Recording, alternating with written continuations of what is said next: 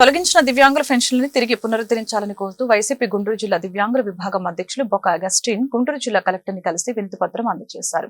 ఈ సందర్భంగా వారు మాట్లాడుతూ అర్హత కలిగిన దివ్యాంగుల పింఛన్లు తొలగించడం బాధాకరమని, కూటమి ప్రభుత్వం తక్షణమే స్పందించి దివ్యాంగుల పింఛన్లని తిరిగి పునరుద్ధరించాలని డిమాండ్ చేశారు. గుంటూరు జిల్లా దివ్యాంగుల విభాగం అధ్యక్షుడిగా నేను మాట్లాడటానికి గల కారణం రాష్ట్ర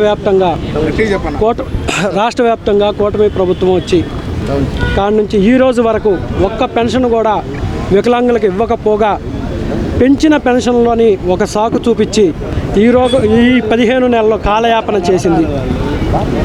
పెంచినట్టే పెంచి ఆ పెన్షన్లను మరలి కుదిస్తూ ఈ ఒక్క గుంటూరు జిల్లాలోనే 2534 పెన్షన్లను తీసివేసిన ప్రభుత్వం ఈ కూటమి ప్రభుత్వం. ఇటువంటి ఈ ప్రభుత్వాన్ని ఈరోజు దివ్యాంగులుగా మేము కొన్ని క్వశ్చన్స్ చేయాలనుకుంటున్నాం.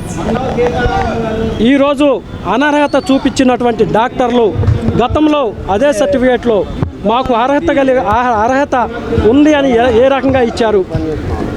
దివ్యాంగులు వయసు పెరిగే కొద్దీ బలహీన పడతామే కానీ బలపడము. మరి బలహీన పడే కొద్దీ మాకు ఉన్న పెన్షన్ పెరుగుతుంది కానీ తగ్గదు. అలాంటి ఈ సమయంలో గతంలో ఇచ్చిన సర్టిఫికేట్లు రాంగు. మీకు 60 ఉంది, 70 ఉంది, ఈరోజు మీకు 40% కన్నా తక్కువ ఉంది, మీకు రేపు సెప్టెంబర్ నుంచి మీకు పెన్షన్లు ఇవ్వము అని చెప్పి నోటీస్ ఇస్తుంది. మరి అలాంటప్పుడు మా వయసు పెరుగుతుందా తగ్గుతుందో మాకైతే అర్థం కావట్లేదు.